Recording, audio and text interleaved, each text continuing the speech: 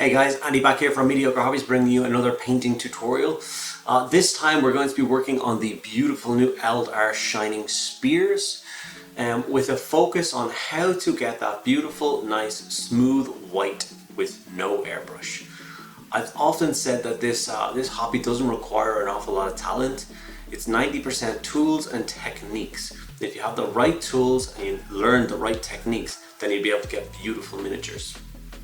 Unfortunately, there's a specific tool that seems to let most hobbyists down, and that is their white paint.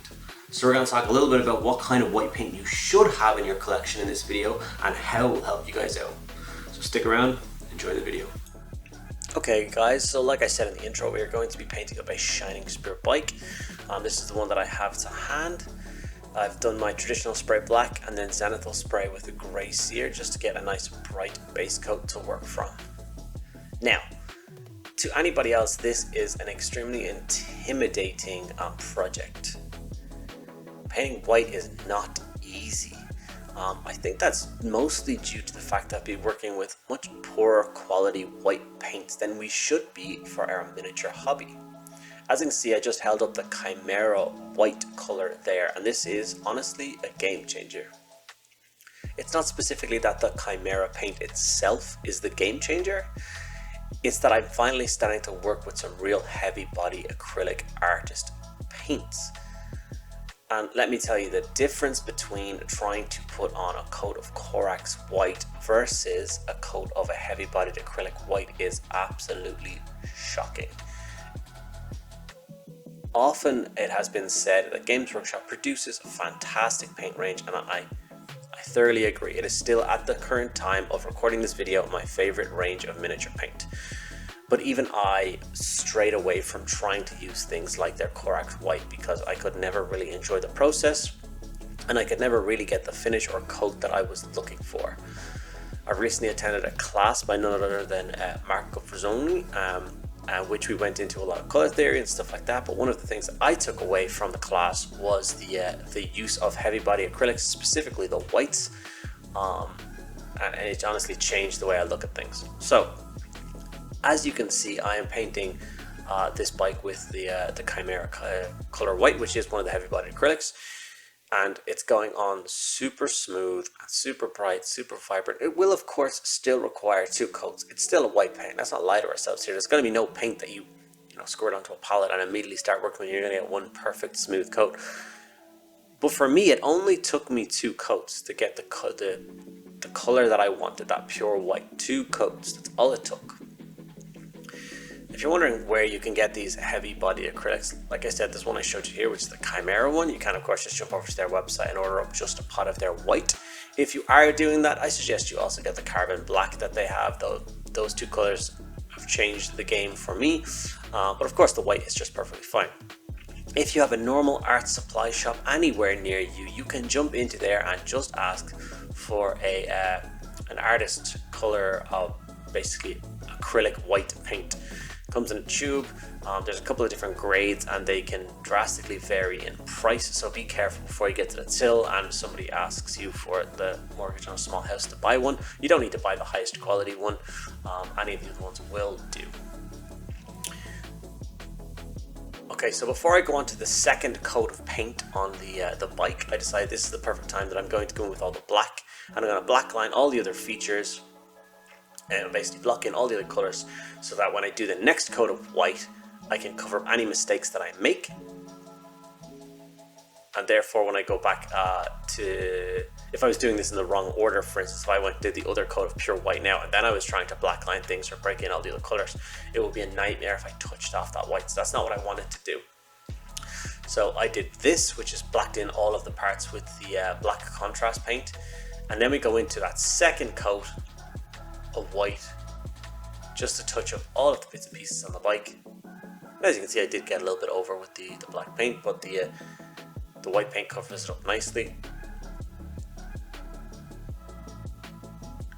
There are certain parts on the big nose of the bike where I may have gone in with a third coat if I saw any residual streaks, but that is such a large flat panel.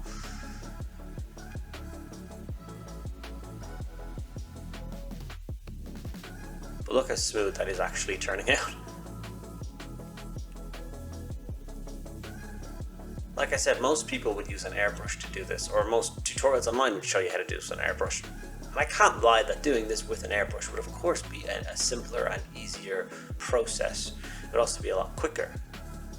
But not everyone has access to an airbrush, whether that be due to financial straits or just space or anything like that. It's not ideal for everyone. So sometimes learning how to use a nice brush and getting a nice clean white coat like you see in front of you can be super helpful. I do hope that does help a few people out.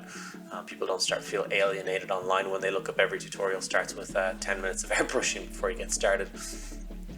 So what I've done now is I've masked off the front. I've actually used the Green Stuff World model masking tape. I use that specifically because I know that it will not take off any of the paint when I'm removing it. So I made a nice little pattern that matches some of the pictures of other Shining Spears, and then I just go in with Macragge blue paint, and I coat the tip and then in between the two lines of tape as well. This will of course require 2 coats because we have such a pearlescent beautiful white paint underneath it now. That to get full coverage over it, it will take 2 coats, which is funny to say a dark blue paint like this is going to struggle to go over the white. But yeah, it's the power of a good white. And once you've done that, if you have never masked off anything else for miniatures before, then you're missing out on one of the most satisfying things in the miniature hobby, and that is removing the tape afterwards and seeing those crisp, perfect lines. You can of course go to a local hardware store and buy some masking tape and cut it into the size that you want and put it across. That's super easy. I just like the Green Stuff World one because it comes in a bunch of different sizes already, and I'm guaranteed that it will not put, like as you can see, it hasn't marked the white paint in any way, shape or form. I've also used the opportunity when I was doing the blue to do a flag on the back of the bike and the little bit that pops up in the middle with the control panel inside of it. Next it's time for the Retributor Armor Gold paint, and I'm just going to start picking out some of the details on the bike. So mainly there's one big Eldar rune in the middle, that's what I'm currently painting, and then all of the bumps across the body I decided were going to be gold just to break up the colour a little bit. You just gotta be super careful with this. Once again, one of the other kind of problems with working with white is you do need to be super careful painting in after the white is complete, because you do not want to damage it. So I got all of the gold done, and that was me finished up for that evening of painting, so I decided to base the miniature while I was waiting, so when I came back to it the next morning I could just finish it off and I wouldn't have to worry about the base. I really do like this Martian basing scheme. I think it really makes the white and blue pop. If you are curious as to how I did the Martian basing scheme that's on that base right now, there'll be a link to a video on the top right of the screen at the moment, and that will take you to a video that will show you how to do it. So I quickly then applied a coat of Seraphim Sepia shade across all of the gold parts, just to shade it down a little bit. Super nerve-wracking once again. I know I'm harking on about this, but you do not want sepia paint staining that white. It will look awful, so be super careful. After that we're going to go in with the Abaddon Black and touch up any of the black parts that we did with the black contrast at the beginning that you want to just be a little bit darker, a little bit nice, a little bit cleaner. So I went for the nice leather seat, and I went back over each individual cushion with the black paint, and then a little bit of the engine exhaust at the back, mainly because I've been holding the miniature with my thumb pressing against that engine vent, and I kind of scuffed. So you can see I'm doing it again right now. My index finger on my right hand is currently on the engine, which of course has rubbed off some of the contrast paint. So I just went back in with that, tidied that up, and then it was on to the last step for me, which was the lead belcher, and this is just to touch up and highlight all of the gold. So a few dot highlights, very quick, simple and easy to achieve. Just find all the little corners and pointy bits and just put a dot of silver in those, and it makes the gold really pop. I did it on all of the gold gemstones as well. That doesn't really make sense, gold gemstones, but you know what I mean. And you just do a little kind of crescent shape. And with that, the Shining Spear bike is complete. I really did enjoy painting it. It wasn't the chore that it usually should have been, and I'm super pleased with the final result. I will of course be painting up the other 2 members of the squad as well as the 3 riders, adding them into my Eldar army, and hopefully getting them on a table for a battle report for you guys really soon.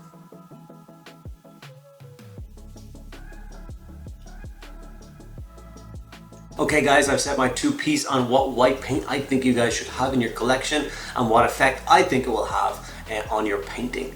I do hope you enjoyed the video. I hope you like how the bike turned out. If you're curious to see how the bike looks complete with rider on top, I will be painting the rider in the next couple of days, and I will post the complete miniature up on my Instagram, so make sure you jump over there and give me a follow there to check out those updates. Make sure you like this video, drop me a comment below if you have any questions, and I will get back to each and every one of you guys. If you still really value what I do, you really like the video, and you want to be a part of the Mediocre Hobbies community, there's also links to my Patreon below. Thank you guys very much for watching, and I'll see you guys in the next video.